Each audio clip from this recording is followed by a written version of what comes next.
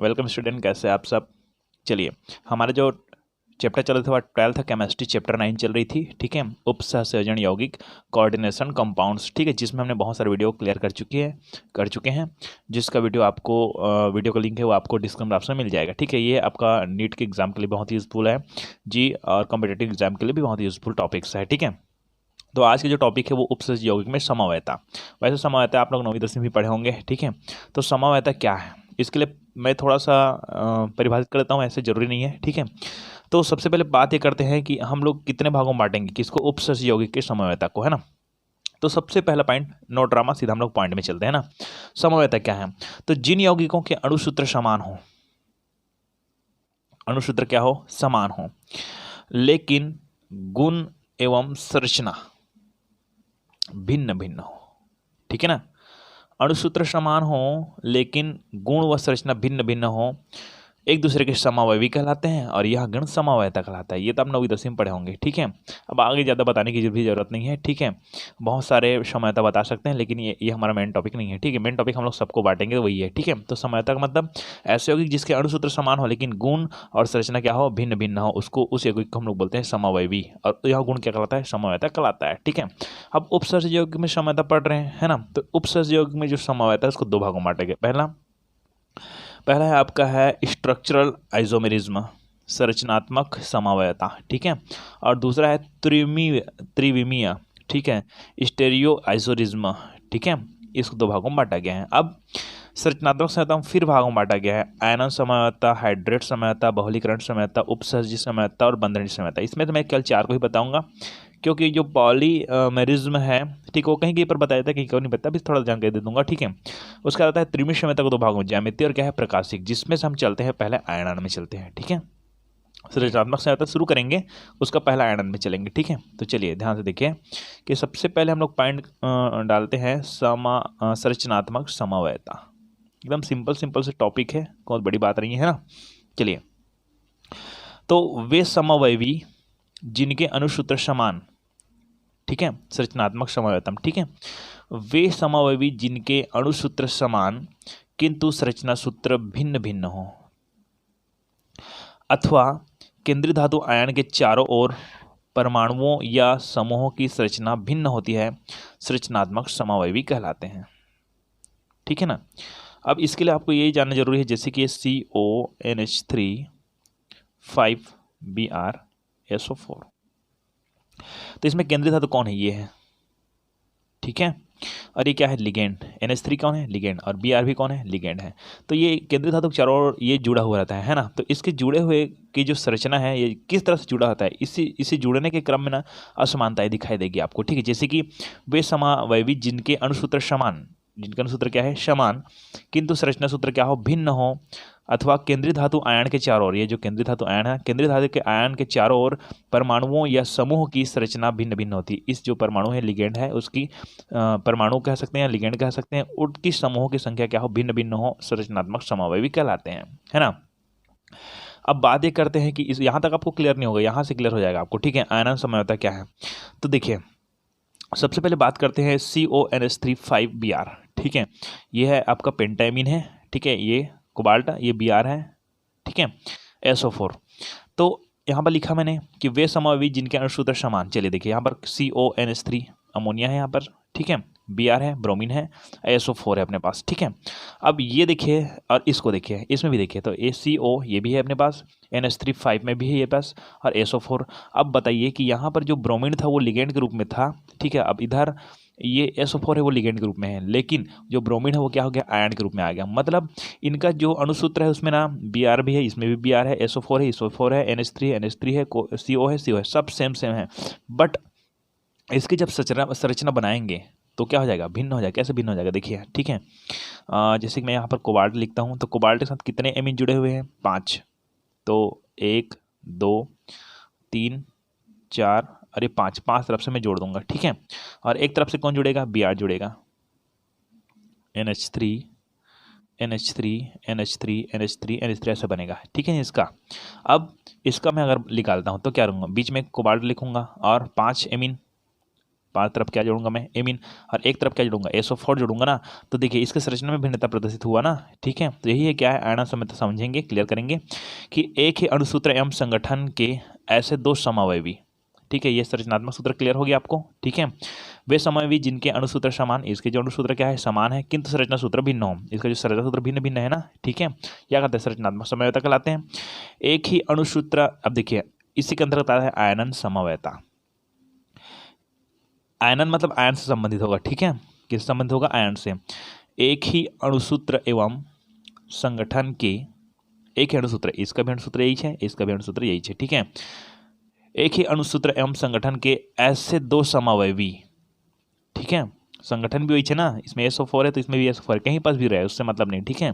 तो एक ही अणु एवं अणुसूत्र एवं संगठन के ऐसे दो समावयवी जब जल में विलय करने पर अलग अलग तरह से आयनित या आयनीकृत होते हैं, अलग अलग तरह से क्या होते हैं, आयनीकृत होते हैं, तो इस समावयवी को आयनन समावयवी कहते हैं, ठीक है। अब बात ये करते हैं, यहाँ से एकदम क्लियर करना है ना, कि एक ही अणुसूत्र एवं संगठन के ऐसे दो समावयवी, ये इसका जो संगठन है सेम है, क्योंकि सल्फेट इसमें भी है, SO4 इसमें भी है, Br इसमें भी है, Br इसमें भी है, NH3 इसमें भी, NH3 को CO सबसे संगठन समान है, दो समावयवी जब जल में विलय करने पर, अब इसको हम लोग माना जाए जल में विलय करते हैं, ठीक है, इसको माना जाए जल में क्या करते हैं, विलय करते हैं, ठीक है। तब क्या होता है देखना है ना, कि जल में विलय करने पर अलग अलग तरह से आयनीकृत होते हैं, ठीक है, तो इस समावयवी को आयनन समावयवी कहते हैं, तथा उत्पन्न समवयवता को आयनन समवयवता कहते हैं। यहां तक तो क्लियर हो गया, अभी डिटेल इसमें करूंगा तो समझ आएगा, ठीक है। यह इसलिए होता है क्योंकि ऋणायनित आयन कभी लिगैंड के समान व्यवहार करता है तो कभी आयन की तरह, ठीक है, किसकी तरह, आयन की तरह, कभी लिगैंड की तरह, कभी आयन की तरह। ये जो ऋणावेशित आयन है, ऋणावेशित आयन कभी किसकी तरह कार्य करता है, लिगैंड की तरह कार्य करता है, तो कभी कभी किसकी तरह कार्य करता है, आयन की तरह कार्य करता है। चलिए यहाँ पर समझिएगा कि मैं मान लो जाए ये CONH3 5Br SO4 ये अपने पास एक जन है, ठीक है, इसको मैं अगर क्या करता हूँ जल में मैं इसको विलय करता हूँ। यहाँ पर क्या बोला गया है कि जब जल में विलय करने पर अलग अलग तरह के आयनीकृत है, इसको अगर जल में विलय करता हूँ, इसका संगठन सेम है, इसका संगठन सेम है, इसकी तरह है ना, लेकिन दोनों को अगर जल में आयनित करेंगे तो दोनों अलग अलग प्रकार से विखंडित होंगे। देखिए कैसे विखंडित होंगे, देखिए है ना, यहाँ पर थोड़ा सा मैं रफ कार्य करना चाहता हूँ, देखिए यहाँ से देखिए, ठीक है, यहाँ से क्लियर हो जाएगा आपको। जैसे कि मैं CO है, NH3 है, ठीक है, ये 5 और Br है ना, और SO4 इसके बारे में बात कर रहा हूँ, और CONH3 5 SO4 अंदर आ गया ना, ये बाहर में था, ये Br। अब यहाँ पर क्या बोला जा रहा है देखिए कि तो इस समवयवी को आयनन समवयवी कहते हैं तथा उत्पन्न समयता को आयनन समयता कहते हैं, ये भी क्लियर हो गया ना। यह इसलिए होता है क्योंकि ऋणावेशित आयन, चलिए ऋणावेशित आयन कौन है, Br है और SO4 है अपने पास, ठीक है। यहां ये Br को माइनस आयन है तो आप सब जानते हो, ठीक है। तो यह इसलिए होता है क्योंकि ऋणावेशित आयन ये Br, ठीक है, ऋणावेशित आयन कभी लिगेंड के समान, अभी अंदर में मतलब क्या है, ये लिगेंड है, Br क्या है, लिगेंड है अंदर में, तो ठीक है।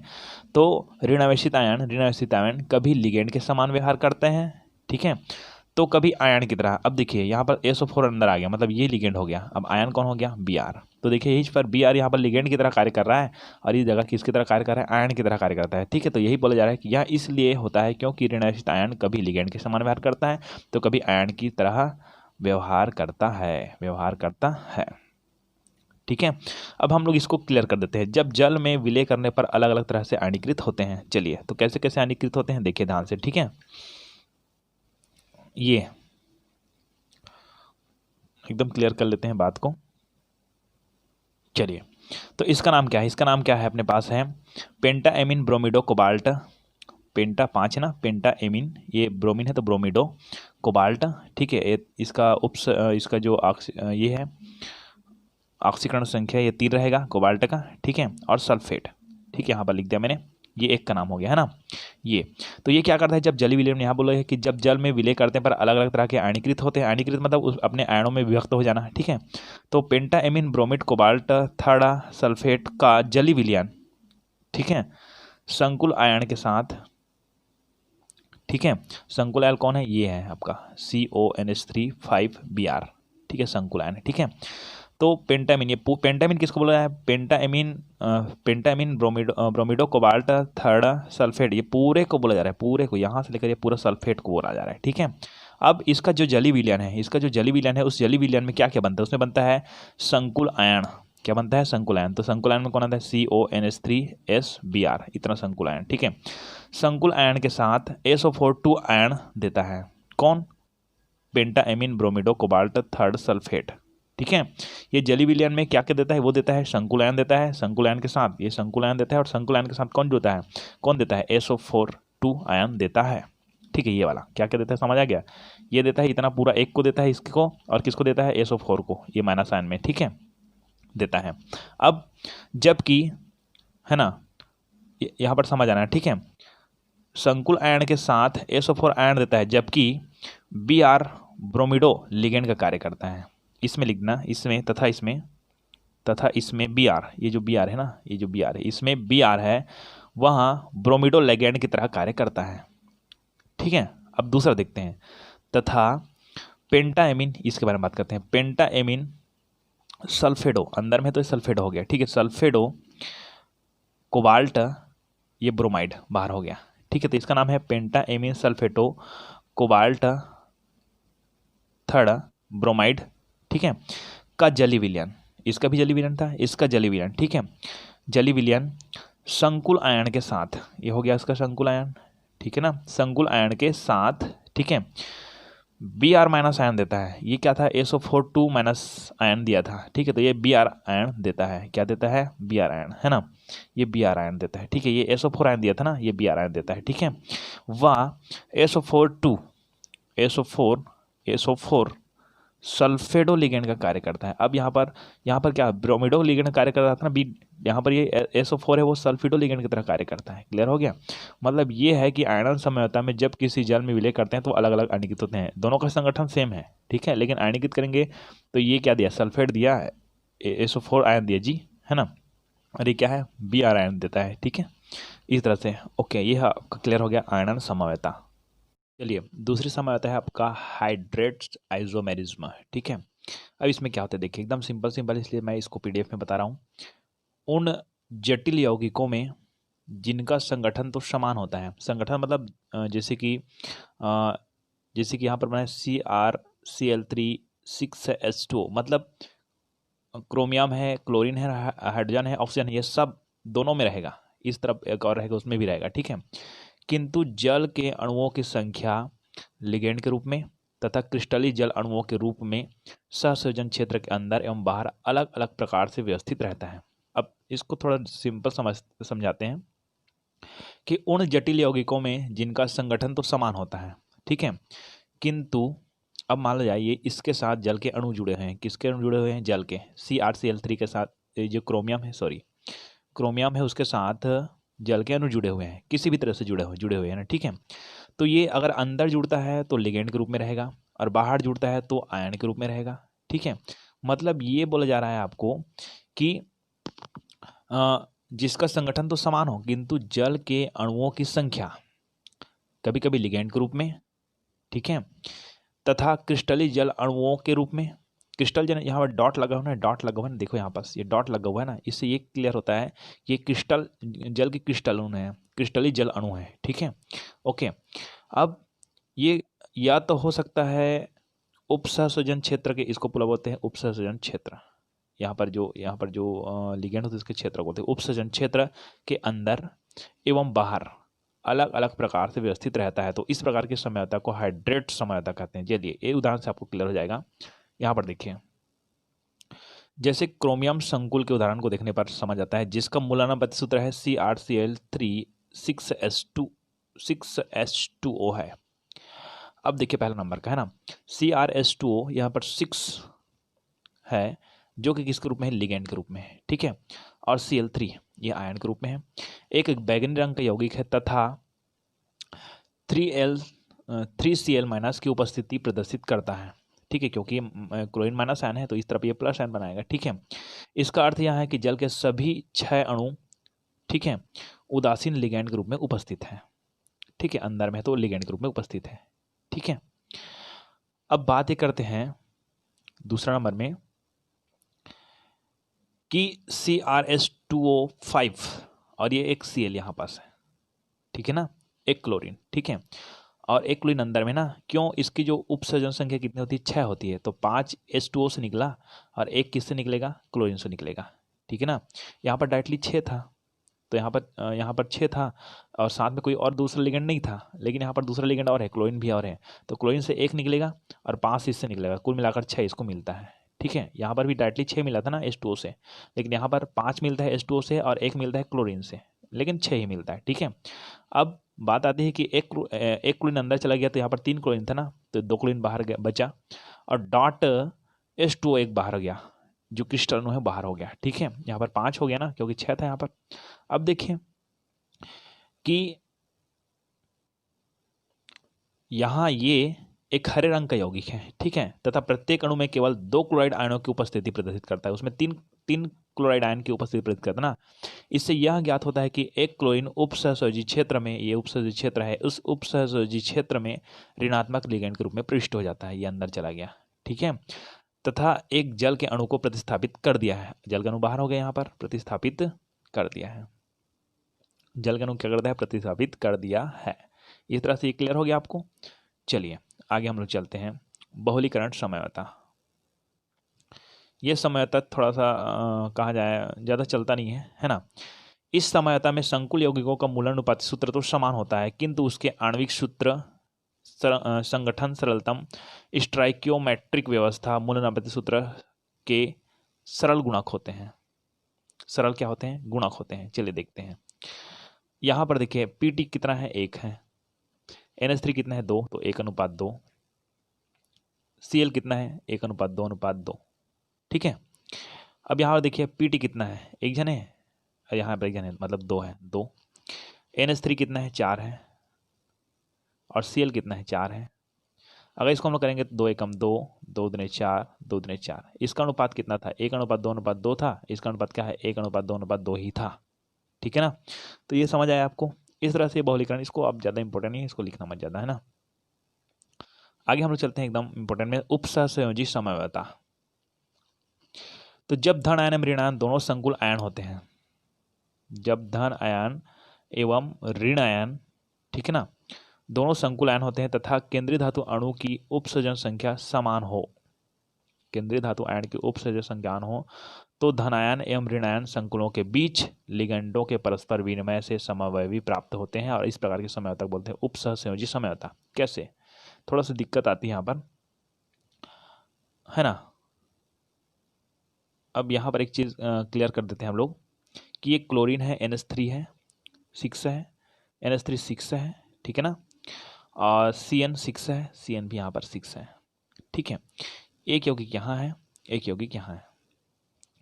यहाँ कोबाल्ट सामने में है, यहाँ पर देखिए क्रोमियम, क्रोमियम सामने में, कोबाल्ट सामने में। मतलब हुआ क्या है कि ये एक ऐसा कंपाउंड्स है और ये दूसरा कंपाउंड है, ठीक है ना, है ना, है ना। तो इसमें से क्या हुआ क्या है कि जब धन आयन एवं ऋण आयन दोनों संकुल आयन होते हैं, धन आयन और ऋण आयन दोनों क्या होते हैं, संकुल आयन होते हैं, ठीक है। ये CN है, माइनस को प्रदर्शित करता है, ये वाला NH3 है, ये उदासीन को प्रदर्शित करता है, ठीक है ना, है ना, मतलब प्लस आयन को।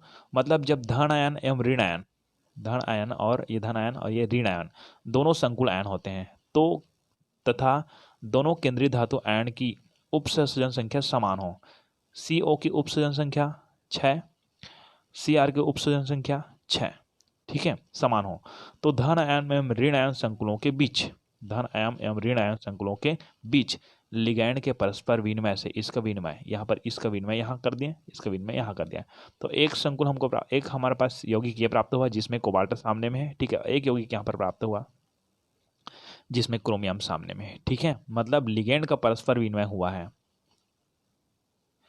तो धनायन ऋणायन संकुलों के बीच लिगेंडों के परस्पर विनिमय, ठीक है ना। तो लिगेंड का क्या हुआ है, विनिमय हुआ है। तो अब कैसे विनिमय हुआ है, कोबाल्ट के साथ एमीन जुड़ा हुआ था, क्रोमियम के साथ साइनाइड जुड़ा हुआ था। तो कोबाल्ट है वो ले लेता है साइनाइड को, ठीक है, और क्रोमियम है, सॉरी कोबाल्ट है वो उल्टा हो गया, इधर देखिए, कोबाल्ट ले लेता है साइनेट को, ठीक है, और क्रोमियम ले लेता है किसको, एमीन को, ये ले लिया यहाँ पास, ठीक है। लिगेंडों का क्या हो गया, परस्पर विनिमय हो गया, ठीक है ना। इस तरह से पांचवा में चलते हम लोग बंधनी समवेता, ये भी सिंपल है, देखिए है ना।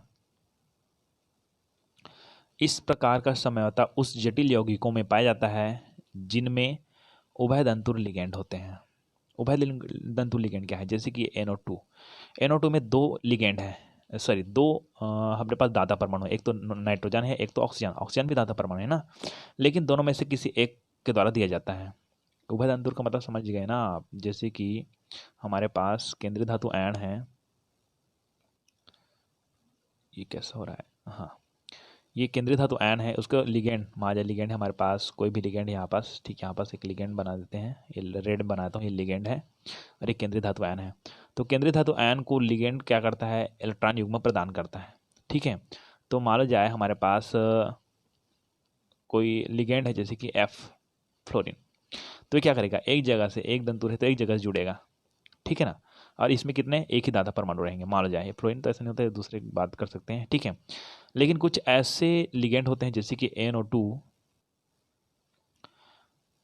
ठीक है ना, जिसमें दो दाता परमाणु होते हैं, एक सोडियम भी दाता परमाणु है, सॉरी नाइट्रोजन दाता परमाणु है, ऑक्सीजन भी दाता परमाणु है।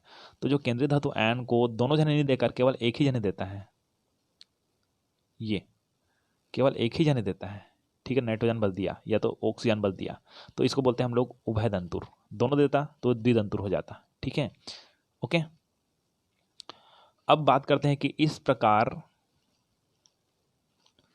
इस प्रकार का समझौता उस जटिल यौगिकों में पाया जाता है जिनमें उभयदंतुर लिगेंड होते हैं, ठीक है। उभयदंतुर लिगेंड में दो दाता परमाणु होता है जो केंद्रीय धातु आयन को इलेक्ट्रॉन युग्म दान देकर उपसहसंयोजक बंध बनाता है, ठीक है, जैसे कि NO2 और क्या है, ONO, ठीक है। एक को हम लोग बोलते हैं नाइट्रो और एक को बोलते हैं नाइट्रिटो, ठीक है ना। ये जो NO2 है उसको नाइट्रो, इसको बोलते हैं नाइट्रिटो। तो NO2 और ONO समूह में जब नाइट्रोजन परमाणु द्वारा बंध बनता है, नाइट्रोजन परमाणु द्वारा क्या बनता है, बंध बनता है, तो उसे नाइट्रो समूह कहते हैं। तथा इसके विपरीत ONO समूह में जब ऑक्सीजन परमाणु बंध बनाने में भाग लेता है तो यह नाइट्रिटो समूह कहलाता है। अब बता दिया कि यह NO2 में N आपका दाता परमाणु है और इसमें ONO में ना ऑक्सीजन दाता परमाणु है, ठीक है। यहाँ देख लीजिए दोनों का संगठन समान है लेकिन संरचना अलग अलग बनेगा। देखिए CO इसमें भी है, इसमें भी है, NH3 इसमें भी, इसमें भी है, N इसमें भी है, N इसमें भी है, O इसमें भी है, O इसमें भी है, दो है ना अपने पास, ठीक है। लेकिन क्या हो रहा है, देखिए यहाँ पर ये हो रहा है कि कोबाल्ट के साथ 5 पेंटाइमिन हो जुड़ा है, ठीक है ना, और यहाँ पर जुड़ा हुआ है नाइट्रो, तो इसका क्या नाम होगा, नाइट्रो पेंटाइमिन, ठीक है, कोबाल्ट आयन, ये हो गया।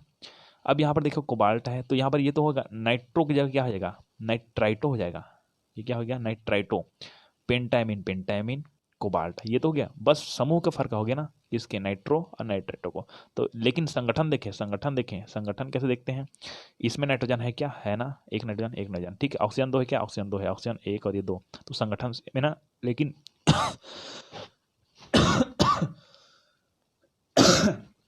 लेकिन क्या हो रहा है यहाँ पर समझिए, ये दोनों अलग अलग है, ठीक है, ओके। इस तरह से क्लियर हो गया, ठीक है। इस तरह से आपका ये संरचनात्मक समझौता कंप्लीट होता है जिसमें मैंने सबको क्लियर कर दिया, ठीक है। अब हम लोग चलते हैं त्रिमिश समझौता में, ठीक है। त्रिमिश समझौता क्या है, इसके आधार पर आपको क्लियर हो जाएगा कि त्रिमिश समझौता क्या है और आपको समझ आ जाएगा, ठीक है। त्रिमिश समझौता है ना, तो केंद्रीय धातु आयन के चारों ओर लिगेंड की त्रिमी व्यवस्था में परिवर्तन के कारण उत्पन्न समझौता को त्रिमिश समझौता कहते हैं। मतलब जो केंद्रीय धातु आयन है, जैसे कि मैंने लिख दिया था CONH3Cl, ऐसा कुछ लिखा है मैंने, है ना, ये मैं डाइट ट्राई टेंटा का कुछ नहीं लगा रहा हूँ मैं। तो इसमें जो केंद्रीय धातु आयन है वो कोबाल्ट के चारों ओर कैसे त्रिमी व्यवस्था में स्थित है, ठीक है, कि एक दूसरे के 90 अंश में है कि एक दूसरे के 180 अंश में है, ऐसा बहुत सारे व्यवस्था आएंगे, ठीक है। उसी के आधार का हम बोलेंगे त्रिमी समयता, ठीक है। अब त्रिमी समयता में क्या बोला जाए कि केंद्रीय धातु आयन के चारों ओर लिगेंड के त्रिमी व्यवस्था में परिवर्तन के कारण उत्पन्न समयता को त्रिमी समयता कहते हैं, ठीक है। या दो प्रकार के होते हैं, लेकिन यहाँ से आपको मेन परिभाषा से क्लियर हो जाएगा। कैसे, देखिए, ऐसा यौगिक जिसके अणुसूत्र समान, जिसके अणुसूत्र क्या हो, समान हो, उपस्थित समूह भी समान होना चाहिए, ठीक है, बंध का प्रकार भी समान हो, है ना, केवल लिगेंडों का केंद्रीय धातु आयन के चारों ओर अभिविन्यास अलग अलग हो, तो उसे त्रिमी समयता कहते हैं। थोड़ा सा प्रैक्टिकल में समझ आ जाएगा आपको। इसको मैं एक बार बताता हूँ सिंपल, कि ऐसा यौगिक, देखिए ध्यान से इसको, सिंपल, चलिए यहाँ से मैं क्लियर करता हूँ कि ऐसे यौगिक जिसके अणुसूत्र समान हो। चलिए, तो मैं लिख दिया एक सूत्र PtCl2NH3 ये लिख दिया मैंने, ठीक है, ओके। अब बात ये करते हैं कि ऐसा यौगिक जिसके अणुसूत्र समान, अणुसूत्र मतलब ये PtCl2NH3 है, ऐसा लिख दिया एक बार मैंने, और एक बार और लिख दिया P2Cl2NH3 ये दो बार लिख दिया। ये पहला कंपाउंड, सॉरी ये पहला, ये दूसरा उपसर्जक यौगिक, दो जने हैं ना, ठीक है। दोनों को सेम सेम लिख दिया ना, एकदम फिक्स, कोई अलग अलग नहीं है, ठीक है। चल, ऐसे यौगिक जिसके अणुसूत्र समान, उपस्थित समूह संख्या, समूह संख्या कौन कौन समूह यहाँ पर, एमीन है अपने पास, ठीक है ना, एमीन है और कौन है, क्लोरीन है। इसके पास भी क्या है, एमीन है और क्लोरीन है, ठीक है। समूह संख्या, बंध का प्रकार, उपसर्जक बंध इसमें भी है, इसमें भी है, ठीक है। तो ऐसे होगी जिसके अणुसूत्र समान, अणुसूत्र समान, उपस्थित समूह भी समान, उपस्थित समूह भी समान है, बंध का प्रकार भी समान, बंध का प्रकार भी समान है, ठीक है। लेकिन बंध का समान हो, ठीक है, बंध समान हो, केवल लिगेंडों का, लिगेंड कौन इसमें, क्लोरीन, एमीन, ठीक है। लिगेंडों का केंद्रीय धातु आयन, केंद्रीय धातु आयन कौन है यहाँ पर, Pt है, ठीक है। तो लिगेंडों का केंद्रीय धातु आयन के चारों ओर अभिविन्यास अलग अलग हो, तो उससे हम लोग कहते हैं त्रिमी समवायता। तो उस यौगिकों को बोलते हैं त्रिमी समवायवी, और इस घटना को बोलते हैं त्रिमी समवायता, ठीक है। तो देखिए इसको बनाकर दिखा रहा हूँ Pt। अब इसके चारों ओर कौन कौन जुड़ा है, इसके चारों ओर कौन जुड़ा है, एक तो एक क्लोरीन जुड़ा है, क्या यहाँ मैं क्लोरीन जोड़ देता हूँ, एक ये क्लोरीन, एक क्लोरीन, ठीक है। यहाँ पर मैं दो क्लोरीन है, Cl2 है, तो दो क्लोरीन जोड़ देता हूँ, और क्या है, NH3 दो है, क्या NH3 एक, NH3 दो। अब लिगेंड को ऐसे मैं जोड़ दिया केंद्रीय धातु आयन के चारों ओर, ठीक है। अब यहाँ पर क्या बोला जा रहा है, इसी को समझना है अपने को, कि लिगेंडों का केंद्रीय धातु आयन के चारों ओर अभिविन्यास अलग अलग हो। चलिए इसमें इस तरह से भी है, इसमें देखिए ऐसे लिख सकते हैं हम लोग Pt, ठीक है। इसको लिख सकता हूँ मैं, मान लो जाए क्लोरीन को इस तरफ, क्लोरीन को इस तरफ, ठीक है, और NH3 को इस तरफ, NH3 को इस तरफ। देखिए NH3 इधर था ना दोनों, अब ये इधर इधर, तो भैया इसका केवल केंद्रीय धातु आयन, ये केंद्रीय धातु आयन Pt है ना, केंद्रीय धातु आयन के चारों ओर अभिविन्यास अलग अलग होता है, अभिविन्यास अलग होता है। देखिए इस तरफ से ये 90 अंश में था Cl, ठीक है, अब ये 180 अंश में आ गया, यही मैं शुरू में बता रहा था ना, 180 अंश 90 अंश वाला बात, ठीक है। तो ये देखिए इसकी संरचना में परिवर्तन हो गया, इसका संरचना सूत्र, सॉरी अणुसूत्र क्या है, समान है, संरचना सूत्र क्या है, अलग अलग दिख रहा है ना अपने को। NH3 इस तरफ है ना, 90 अंश में है ना दोनों जने, यहाँ पर कितने अंश में है, 180 अंश में है, ठीक है। तो यही समझाया जा रहा है आपको, आप जल्दी समझ नहीं पा रहे हो चलिए, कि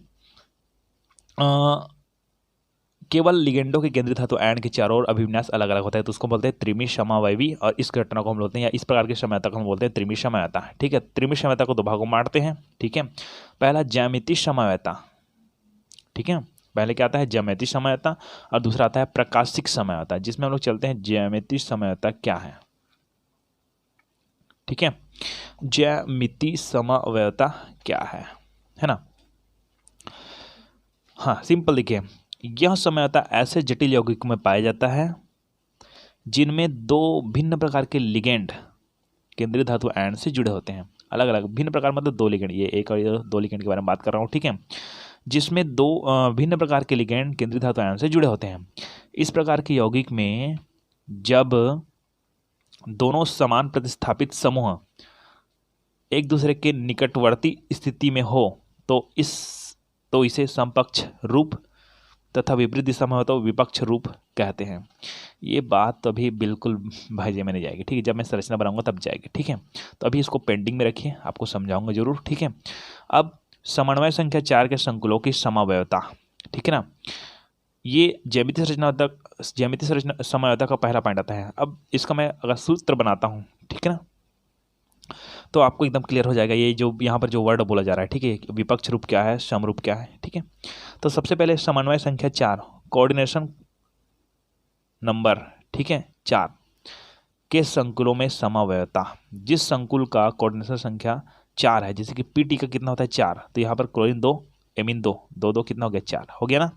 तो समन्वय संख्या 4 के संकुलों में समावयवता, ठीक है। तो पहला प्रकार उदाहरण में आता है Ma2X2 प्रकार का यौगिक। इसके बहुत सारे उदाहरण हो सकते हैं।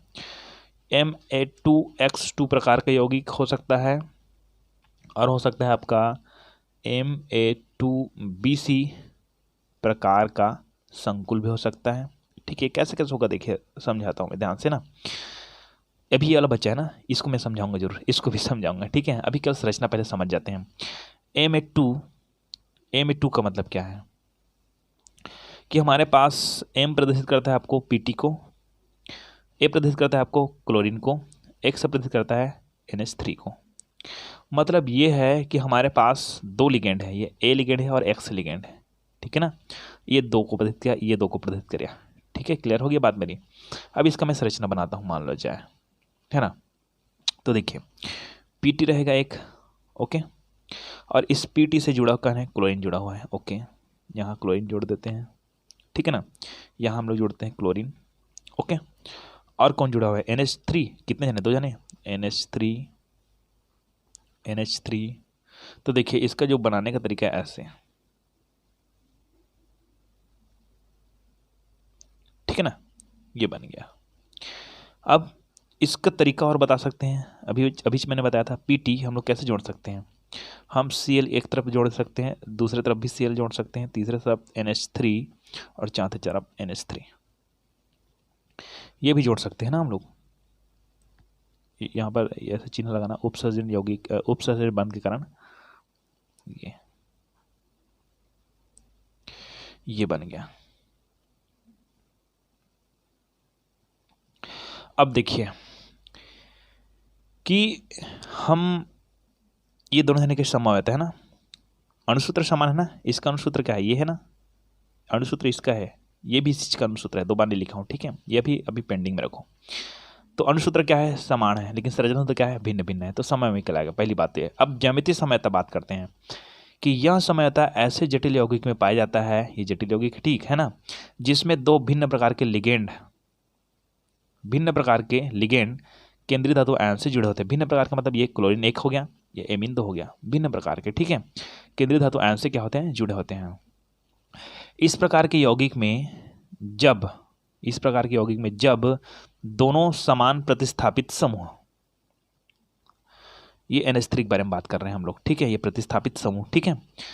इस प्रकार के यौगिक में जब दोनों प्रतिस्थापित समूह एक दूसरे के निकटवर्ती स्थित हो, एक दूसरे के निकटवर्ती मतलब ये और ये एक दूसरे के निकट है, ठीक है। ध्यान समझिएगा, इस प्रकार के यौगिक में जब दोनों समान प्रतिस्थापित समूह, ये दोनों प्रतिस्थापित समूह है ना, प्रतिस्थापित समूह एक दूसरे के निकटवर्ती स्थित हो, निकट में है ये, ठीक है, तो इसे समपक्ष रूप सिस तथा विपरीत दिशा में हो। देखिए NH3 एक तरफ यहाँ है, एक यहाँ इस तरफ है, दोनों विपरीत दिशा में है, ठीक है। ये नजदीक में है, यहाँ पर विपरीत दिशा में है, तो विपक्ष रूप कहते हैं, जिसको विपक्ष हम लोग क्या बोलते हैं, ट्रांस रूप कहते हैं। ये ज्यामितीय समयता है, ठीक है ना। इस तरह से समयता होती है इसमें दोनों में, ठीक है। एक सिस होता है तो एक क्या होता है, ट्रांस, लेकिन दोनों का अनुसूत्र क्या है, समान है, ठीक है। ये इसका मतलब आप समझ गए होंगे, इसको रिपीट करके देख लीजिए, ठीक है। अब ज्यामितीय समयता में आता है पहला नंबर में क्या आता है, समन्वय संख्या 4 के संकुलों में समावयवता। जिस संकुल में समन्वय संख्या कितना हो, 4 हो, इसका समन्वय संख्या 4 है। पीटी का जी Cl2 लिखा है, क्लोरीन 2 है, ओके। ये ऐसे भी कर सकते हैं हम लोग, अगर भिन्न भिन्न लिगेंड ना लिखकर क्लोरीन का 2 को हटाकर हम लोग एमीन का 4 भी लिख सकते हैं डायरेक्टली ना, या क्लोरीन का 4 लिख सकते हैं, ओके। तो यहाँ पर देखिए समन्वय संख्या 4 के संकुल में समावयवता ठीक है, तो देखिए ध्यान से, है ना, दो तरीके से बता रहा हूँ, समझना ध्यान से। समन्वय संख्या 4 वाले जटिल यौगिक, समन्वय संख्या 4 वाले क्या है, जटिल यौगिक, है ना, वर्ग समतलीय या चतुष्फलकीय होते हैं। अब इसको ही समझाना पड़ेगा। ठीक है, देखिए अब मान जाइए यहाँ पर एक ये है आपका केंद्रीय धातु आयन, है ना, तो ये मान जाए कौन है, समन्वय संख्या 4 वाले संकुल है। ठीक है, तो समन्वय संख्या 4 वाले जटिल यौगिक वर्ग समतली, वर्ग समतली मतलब ये और ये वर्ग बना रहा है। ठीक है, इसको हम लोग कैसे देखेंगे, ऐसे कर देते हैं जी, ऐसा। ठीक है, तो ऐसे ऐसे जोड़ेंगे तो ये क्या बना रहा है, वर्ग बना रहा है। ठीक है ना, वर्ग समतली या चतुष्फलकी होते हैं। चतुष्फलकी मतलब ये संरचना आप जानते होंगे। ठीक है ना, ABCD ऐसे कुछ मान लेते हैं। ठीक है ना, समन्वय संख्या 4 वाले जटिल यौगिक वर्ग समतली, ये वर्ग समतली है। ठीक है, या चतुष्फलकी होते हैं, ये चतुष्फलकी है, 4 फलक वाले। ठीक है, इनमें केवल वर्ग समतली वाले जटिल यौगिक ही, ये वर्ग समतली वाले जटिल यौगिक ही ज्यामितीय समता प्रदर्शित करते हैं। ठीक है, ये क्या है, वर्ग समतली है ना। अब ये क्यों नहीं प्रदर्शित करता, ये बात करता हूँ। जैसे कि ये ऊपर में है और ये 1 2 3, इसको बी मानते हैं, इसको सी मानते हैं, इसको डी मान लेते हैं। ठीक है, अब मान लो जाए मैं इसको ऐसे घुमाता हूँ। ठीक है, तो बी को घुमाता हूँ तो वो सी के स्थान पर आ जाएगा, ऐसे घूमेगा। तो जी अब मैं इसको कैसे समझा पा रहा हूँ, ये इसको ऐसे घुमाएंगे, मान जाए ये ए वाला ये ए वाला ये है पेन है और ये बी वाला पेन है, ऐसे जुड़ा हुआ है। ठीक है ना, और ये सी वाला पेन है वो ऐसे जुड़ा हुआ है। ठीक है, और ये डी वाला पेन है वो इस तरह से जुड़ा है, इधर से, है ना। अब मैं बी को घुमाकर ऐसे लाता हूँ सी की जगह पर। ठीक है, तो सी वाला जाएगा किसकी जगह, डी की जगह। ठीक है, और डी वाला किसकी जगह आ जाएगा, ए की जगह, बी की जगह आ जाएगा, बी की जगह ना। अब इसको मैं कैसे भी घुमा लूँ वो हमको थोड़ी पता चलेगा कि ए पहले बी, ये जो बी था, ठीक है, वो सी की जगह चला गया, सी डी की जगह, डी की जगह बी की जगह, ऐसे घूम गया ना। तो हमको पता चला कि डी कहाँ है। किसी भी एंगल से देखेंगे तो हमको पता नहीं चलेगा कि पहले बी यहाँ पर था। ठीक है ना, किसी भी एंगल से पता नहीं चलेगा। जैसे कि ये हो गया एक ऊपर का, ये हो गया 2। ठीक है, और इस तरफ मैं ऐसे नीचे तीसरा ले जाता हूँ। ठीक है, अब मैं इसको ऐसे घुमा कैसे करता हूँ, ऐसे इस तरफ रखता हूँ तो क्या पता चलेगा, ये और ये और ये तीनों जने, पता नहीं चलेगा भाई। ठीक है ना, इसको मैं ऐसे घुमा देता हूँ कि ऐसे घुमा देता हूँ, पता नहीं चलता है। ठीक है ना, किसी भी तरह से घुमा दो पता नहीं चलता, इसलिए ना ये क्या नहीं बनाता है, ये नहीं बनाता है, क्या समवायता नहीं प्रदर्शित करता है। ठीक है, लेकिन यहाँ पर क्या होता है कि हम लोग इसके आधार पर पहचान सकते हैं। ठीक है, कैसे कि यहाँ पर जो लिगेंड है वो बदल रहा है। इस तरफ था दोनों लिगेंड, ठीक है ना, इस तरफ था दोनों लिगेंड तो इस तरफ चला गया है। यहाँ पर था माजा CL है। ठीक है, CL है, यहाँ पर NH3 है। अगर ये बदलता है ऐसे, इस तरह से पलट सकते हैं। ठीक है, तो पलट नहीं सकते, मतलब ये CL है एक तरफ है, तो इसको हम लोग पलट देते, कैसे पलटते हैं, CL को इस तरफ लिख सकते हैं और हम लोग NH3 को इधर, NH3 को इधर, तो इस तरह हम लोग समझ आ जाता है। ठीक है, तो यही बोला जा रहा है कि समन्वय संख्या 4 वाले जटिल यौगिक वर्ग समतली या चतुष्फलकी होते हैं। वर्ग समतली भी होते हैं और चतुष्फलकी भी होते हैं, चतुष्फलकी भी होते हैं और वर्ग समतली भी होते हैं। इनमें केवल वर्ग समतली वाले जटिल यौगिक ही ज्यामितीय समता प्रदर्शित करते हैं। क्यों, क्योंकि चतुष्फलकी संकुलों में एक दूसरे के परिप्रेक्ष्य में प्रत्येक परमाणु की सापेक्ष स्थिति परिवर्तित नहीं होते हैं। देखिए, इसको मैं अगर परिवर्तित करता हूँ तो भी ना हमको पता नहीं चलता कि सी के स्थान पर बी आ गया है, क्योंकि किसी तरह से एंगल से घुमा लो। अब देखिए कि एक गोला है हमारे पास, गेंद है, गेंद को हम लोग एक तरफ को ए मानेंगे, दूसरी तरफ को बी मानेंगे, तीसरी तरफ को सी मानेंगे और उसको घुमाकर छोड़ देते हैं। ठीक है, छोड़ने के बाद क्या पता चलेगा आपको, उस गेंद को फिर बता सकते हो क्या कौन सा एंगल को हम लोग ए माने थे करके, नहीं ना। ठीक है, तो यही बोला जा रहा है क्यों नहीं होता है, क्योंकि चतुष्फलकीय संकुलों में, जो चतुष्फलकीय संकुलों में एक दूसरे के परिप्रेक्ष्य में, एक दूसरे के परिप्रेक्ष्य में, एक दूसरे क्या है परिप्रेक्ष्य में, प्रत्येक परमाणु की सापेक्ष स्थितियां परिवर्तित नहीं होती हैं। ठीक है, हम लोग कैसे भी परिवर्तित करने की कोशिश करेंगे, परिवर्तित नहीं होती है। ठीक है, ओके, तो इस तरह से संरचना हो गया समन्वय संख्या 4 संकुल के समवायता में। ठीक है, तो ये मैंने बताया MA2X2 प्रकार का, है ना, ये हो गया। अब ये आता है आपका MA2BC प्रकार का। ठीक है ना, तो इसके लिए तो मैं उदाहरण को बताऊंगा नहीं, केवल थोड़ा सा समझा देता हूँ कि PT NH3 2 Cl.NO2, ठीक है ना। अब क्या, ये एम हो गया, ये प्रदर्शित कर दिया आपको पीटी को, A2 है ना, वो प्रदर्शित कर दिया NH3 को, और ये B है वो प्रदर्शित कर दिया Cl को, और ये जो C है वो प्रदर्शित कर दिया NO2 को। तो यहाँ पर 1 2 3 3 लिगेंड हो गया, ठीक है ना। यही इसको संरचना बनाकर दिखा सकते हैं अगर आता है तो, है ना। उसमें बताना मेरे को कि 6 और ट्रांस कैसे आता है करके, है ना। चलिए, तो ये तो हो गया आपका समन्वय संख्या 4 में, ठीक है। अब हम लोग चलते हैं समन्वय संख्या 6 में। इसका भी दो नहीं, बहुत सारे उदाहरण है समन्वय संख्या 6 के, तो इसमें केवल एक ही उदाहरण को बताऊंगा मैं। समन्वय संख्या 6 के Ma4B2 प्रकार के यौगिक, 6 समन्वयता मतलब जो केंद्रीय धातु आयन उसका जो समन्वय संख्या वो 6 रहेगा, कोऑर्डिनेशन नंबर कितना रहेगा, 6 रहेगा। तो जैसे कि यहाँ पर दिया गया है Ma4 है ना B2 मतलब CO, ये प्रदर्शित करेगा M को, A प्रदर्शित करेगा किसी लिगेंड को NH3, कितना है 4 है ना, 4, ठीक है। और B2 लिखा है ना, मतलब कोई भी हमारे पास Cl2 ऐसा, ठीक है। अब बातें करते हैं कि Ma4B2 प्रकार की यौगिक, इसमें क्या होता है ना। तो इसमें संरचना देखिए कि हमारे पास क्या है, कोबाल्ट है, ठीक है। ये बना दिया मैंने कोबाल्ट CO, उसके साथ कितने एमीन जुड़े हुए हैं, है ना, कितने एमीन जुड़े हैं उसके साथ, जुड़े हुए हैं 4 एमीन ना। तो ये हो गया H3N कह सकते हैं उसको, ठीक है ना। और एक को बोल सकते हैं H3N इधर से, एक यहाँ जुड़ा हुआ है NH3, एक यहाँ जुड़ा हुआ है NH3, है ना। और कितने, 2 Cl2 है ना, एक Cl इधर और एक Cl इधर, ठीक है ना। ये अब देखो, ये संरचना मैंने बना रखी है। तब देखिए यहाँ पर कि NH3 एक ही जगह है ना 90 अंश में, ये भी 90 अंश, ये भी इधर एक ही जगह है, ठीक है। और Cl भी एक ही जगह है, मतलब यहाँ पर जो बनता है वो बनता है समपक्ष,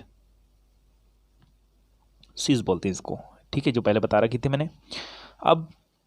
अब यहाँ पर इसको हम कैसे और लिख सकते हैं, देखिए हम इसको ऐसे लिख सकते हैं CO, 2 क्लोरीन ना, एक क्लोरीन को ऊपर और एक क्लोरीन को नीचे। अब ट्रांस बन गया ट्रांस, ठीक है। NH3 के यहाँ लिख दिए, एक NH3 को यहाँ लिख दिए, एक NH3 को यहाँ, एक NH3 को यहाँ, ठीक है, ये NH3। अब ये क्या हो गया, विपक्ष बन गया ना, इसको बोलते हैं ट्रांस, ठीक। ये आमने सामने है। तो देखो इसका संरचना सूत्र क्या है, समान है, ये इसका अणुसूत्र समान है, संरचना इस तरह पे अलग दिख रहा है, Cl यहाँ पर है, संरचना सूत्र यहाँ पर एक दूसरे समावयवी है संकुल में, ये भी बनाना सीख गए, ठीक है। तो इस तरह से और बहुत सारे प्रकार आएंगे भाई, जैसे कि ये क्या हो गया Ma4B2 प्रकार के यौगिक। दूसरा बता देते हैं, मान लो चाहे हमारे पास बहुत सारे और प्रकार आ देंगे, जिसमें से आप बनाकर देखना। Ma3B3 प्रकार का, M किसको प्रदर्शित करेगा, किसी केंद्रीय धातु आयन को, M A3 है ना, मतलब NH3, ठीक है।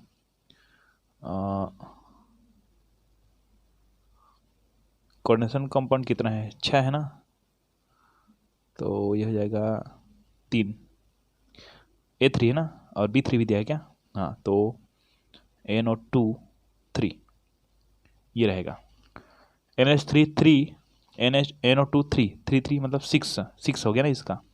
इसको कैसे बनाओगे, एक कोबाल्ट लिखोगे बीच में, तीन जगह NH3 जुड़ेगा, तीन जगह NO2 जुड़ेगा, ठीक है, समझ आ रहा है, तीन जगह NH3, तीन जगह NO2। अब बनाकर देखिए, उसको समझ आ जाएगा, ठीक है। आगे हम लोग चलते हैं प्रकाशिक समवायता में। प्रकाशिक समवायता है ना, ये समवायता है, थोड़ा दिक्कत जाती है लेकिन एकदम सिंपल है ना। इसमें कुछ संरचनाएं देखते हैं, चलिए।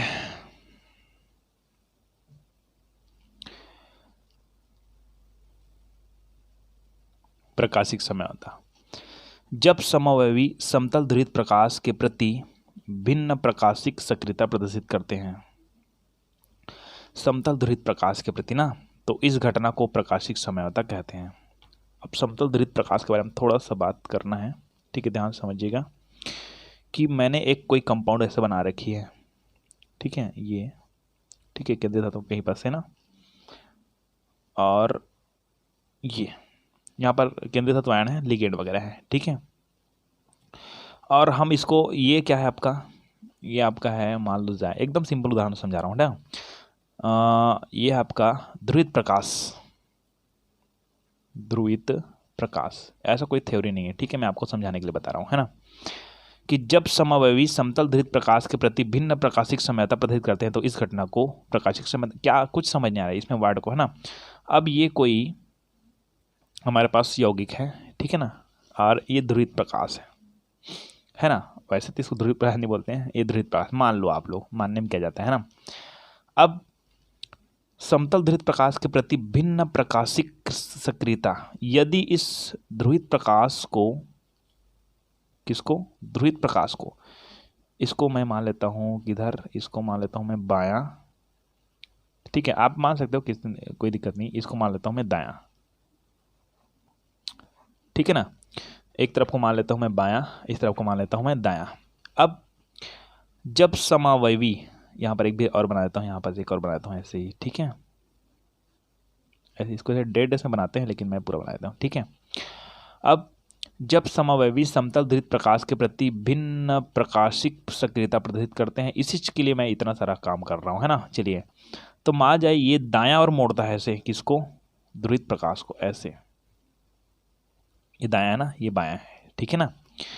जब कोई समवयवी में, जब समवयवी समतल ध्रुवित प्रकाश के प्रति भिन्न प्रकाशिक सक्रियता प्रदर्शित करते हैं तो इस घटना को प्रकाशिक समझौता कहते हैं। भिन्न मतलब एक इस तरफ मोड़ रहा है, ये जो कंपाउंड्स है, उपसर्ग यौगिक है, ये ध्रुवित प्रकाश को इस तरफ मोड़ रहा है, दाईं ओर मोड़ता है, ठीक है। और ये वाला जो कंपाउंड है वो किस तरफ मोड़ता है, बाईं ओर मोड़ता है, ये इस तरफ मोड़ता है, ठीक है। तो ये देखिए, दोनों में, दोनों का अनुसूत्र समान रहेगा, ठीक है ना, लेकिन इसके जो ध्रुवित प्रकाश है उस ध्रुवित प्रकाश के प्रति, है ना, भिन्न प्रकाशिक सक्रियता प्रदर्शित करेगा। ये इस तरफ मोड़ेगा तो ये इस तरफ मोड़ेगा, ठीक है ना, ये समझ जाना है आप लोग, ठीक है, कि जब समवयवी समतल ध्रुवित प्रकाश के प्रति भिन्न प्रकाशिक सक्रियता प्रदर्शित करते हैं तो इस घटना को प्रकाशिक समवयता कहते हैं। चलिए, अब थोड़ा सा और समझिएगा कि इस प्रकार की समवयता में समवयवी समतल ध्रुवित प्रकाश को, ये एक दूसरे के समवयवी है ना, ठीक है ना, एक दूसरे क्या है, समवयवी है। इसको मान लो दर्पण मान लेते हैं, मिरर पॉइंट मान, अच्छा इसको मत जानिए अभी, ठीक है। किलेटा किसको बोलते हैं, किलेट किसको बोलते हैं, ऐसे बहुत सारे क्वेश्चन आएंगे, तो अभी केवल इतना समझिए कि इस प्रकार की समवयता में, इस प्रकार की समवयता में समवयवी समतल ध्रुवित प्रकाश को, ये समतल ध्रुवित प्रकाश है ना, प्रकाश को दाईं अथवा बाईं ओर घुमाते हैं, ये घुमा दिया दाईं ओर, ठीक है ना, और ये घुमा दिया बाईं ओर, समतल ध्रुवित प्रकाश को दाईं ओर अथवा बाईं ओर घुमाते हैं तो समवयवी ध्रुवित प्रकाश के तल को, ठीक है, पहले मैंने बता दिया कि दाईं ओर घुमाता है और क्या होता है, बाईं ओर घुमाता है। तो जो समवयवी समतल ध्रुवित, समवयवी ध्रुवित प्रकाश के तल को, ध्रुवित प्रकाश के जो तल है उसको दाईं ओर घुमाता है, किसकी ओर घुमाता है, वो दाईं ओर घुमाता है, दाईं ओर घुमाता है, ठीक है, तो उसे दक्षिण ध्रुवण घूर्णक, क्या बोलेंगे, दक्षिण ध्रुवण घूर्णक, दाईं ओर को, ठीक है। और जो समवयवी ध्रुवित, इस यहां लिख देता हूं मैं, दक्षिण ध्रुवण घूर्णक, ठीक है ना। तो जो समवयवी ध्रुवित प्रकाश के तल को दाईं ओर घुमाते हैं, दाईं ओर घुमाते हैं उसे दक्षिण ध्रुवण घूर्णक, और जो समवयवी ध्रुवित प्रकाश को, प्रकाश के तल को बाईं ओर घुमाते हैं, बाईं ओर घुमाते हैं उसे वामा ध्रुवण घूर्णक, वामा ध्रुवण घूर्णक कहते हैं, ठीक है, क्लियर हो गया। इनके नाम के पूर्व क्रमशः प्लस या डी अक्षर से, इसके नाम के पूर्व प्लस, ठीक है, या क्या बोल सकते हैं, डी अक्षर, इसका जो नाम लिखेंगे, इस यौगिक का नाम लिखेंगे उसके पहले प्लस या डी अक्षर, ठीक है, तथा माइनस या एल अक्षर, इसमें क्या करेंगे, इसमें माइनस और एल अक्षर का यूज करेंगे, ठीक है। लगाकर प्रदर्शित करते हैं। यह आपका प्रकाशिक समवायता है ना। अब प्रकाशिक समवायता हम लोग थोड़ा सा उदाहरण देख लेते हैं, है ना। किसी समन्वय संख्या के आधार पर देखेंगे इसको, है ना। ये प्रकाशिक समवायता क्लियर कर लीजिए आप लोग, है ना। यहाँ पर यहाँ पर तो क्लियर हो गया होगा आपको लगभग, है ना। प्रकाशिक समवायता का हम लोग उदाहरण में चलते हैं, किसके आधार पर, समन्वय संख्या के आधार पर, कोऑर्डिनेशन नंबर के आधार पर। तो यहाँ है आपका समन्वय संख्या 6 के संकुल में समवायता, प्रकाशिक समवायता। 4 वाले नहीं बताऊंगा, ठीक है, 6 में बताऊंगा डायरेक्टली, है ना। तो पहला कंपाउंड का नाम है MAAX2Y2 प्रकार के संकुल, ठीक है। चलिए देखते हैं, CO एथिलीन डाइएमीन के देखते हैं ना, ठीक है। AA मतलब 2 है ना, द्विदंतुर है ना, ठीक है ना। एथिलीन डाइएमीन द्विदंतुर है क्या, ओके।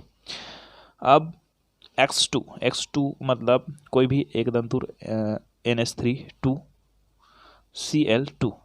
अब देखिए यहाँ पर M प्रदर्शित करता है CO को, ये डबल ए लिखा है मतलब ये द्विदंतुर है, EN एथिलीन डाइएमीन, ठीक है। और X2 मतलब NH3 और Y2 मतलब Cl2, ठीक है। अब इस प्रकार के संकुल समन्वय संख्या 6 वाले ना, ये कौन सा समवायता पढ़ रहे हैं हम लोग, प्रकाशिक समवायता, ठीक है। ये जो बाईं ओर मोड़ता है उसको क्या बोलेंगे, दाईं ओर मोड़ता है उसको क्या बोलेंगे, ये आपको याद होना चाहिए। दाईं ओर मोड़ते हैं उसको दक्षिणावर्त बोलते हैं और +D से प्रदर्शित करते हैं, ठीक है। और जो बाईं ओर मोड़ते हैं उसको हम लोग वामावर्त बोलते हैं, ठीक है। क्लियर कर लेते हैं। ये देखिए, जो दाईं ओर घुमाते हैं उसे दक्षिणार्ध ध्रुववर्णक कहते हैं, दाईं ओर वाले ना, ठीक है, ओके। और जो बाईं ओर घुमाता है उसको वाम बोलते हैं, ठीक है। तो यहाँ से क्लियर कर लेना आप लोग। चलिए ध्यान से देखिए, है ना, ये लिख दिया मैंने यस से, ठीक है। अब यहाँ पर थोड़ा सा दिक्कत, यहाँ पर आपको थोड़ा सा समझना पड़ेगा क्या क्या हो रहा है उसको, ठीक है। मान लो जाए हम लोग बात करते हैं कोबाल्ट की संरचना की, ये लिख देते हैं हम लोग CO, ठीक है। और इसके साथ कौन जुड़ा है, एथिलीन डाइएमीन। और ये 2 जगह को संभालता है ना यार, द्विदंतुर है ना, ये भी आज को जाना है। द्विदंतुर एक दंतुर को समझना है तो पहले वाले वीडियो में जाइए सबसे पहले, ठीक है। कि 2 जगह से जुड़ेगा ये, किससे, केंद्रीय धातु आयन से। ये सब जने किससे जुड़ा रहता है, केंद्रीय धातु आयन से जुड़ा रहता है, ठीक है। क्यों जुड़ा रहता है, इलेक्ट्रॉन युग्म देता है ये सब, ठीक है ना। तो ये 2 जगह जुड़ा था, ये एक जगह जुड़ा था, ये भी एक जगह जुड़ रहा है, ठीक है। तो कोबाल्ट से अगर NH3 जुड़ता है 2 बार, है ना, तो 2 जगह जोड़ देते हैं इसको, एक जगह जोड़ देते हैं NH3 और एक तरफ यहाँ से जोड़ देते हैं NH3, ठीक है ना। ऐसे इसको डेट करके, है ना। अब ये जुड़ गया। क्लोरीन कितने जगह, 2 जगह जुड़ा है क्लोरीन, तो एक क्लोरीन यहाँ से जोड़ देता हूँ मैं और एक क्लोरीन यहाँ से, ठीक है ना। अब कौन बचा, एथिलीन डाइएमीन। तो अब तो ये बात आपको पता होगा कि जो एथिलीन डाइएमीन है वो 2 जगह को ही एक्सेप्ट, मतलब 2 जगह से जुड़ा था है, किससे, केंद्रीय धातु आयन से। तो इसको मैं इस तरह से बना देता हूँ थोड़ा से, है ना। तो ये एक जगह जुड़ा हुआ है, ये भी एक जगह जुड़ा हुआ है, ये भी एक जगह जुड़ा हुआ है, ये भी एक जगह, लेकिन ये जो EN है वो 2 जगह जुड़ रहेगा ऐसे, ठीक है। ये है ना, मतलब यहाँ पर जो संरचना होगी वो कैसा होगा, CH2, है ना, सॉरी NH3 यहाँ पर है, ठीक है ना। तो यहाँ पर क्या रहा होगा, CH2 एथिलीन डाइएमीन है ना। एथिलीन डाइएमीन को क्या कैसे बोलते हैं, एथिलीन डाइएमीन का सूत्र क्या है, CH2 NH2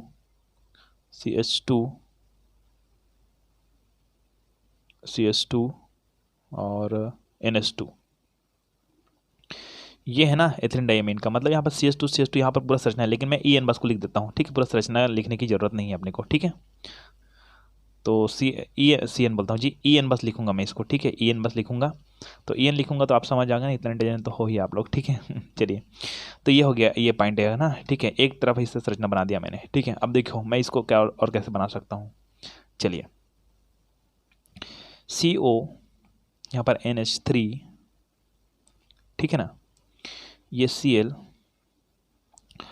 और इस वाले भाग में जुड़ा हुआ है कौन, H3N, जो यहाँ पर जुड़ा हुआ था, ठीक है। यहाँ पर जुड़ा है Cl, ओके। अब देखो, इस तरफ मैंने जोड़ा था EN को, है ना। अब मैं जोड़ रहा हूँ इस तरफ EN को,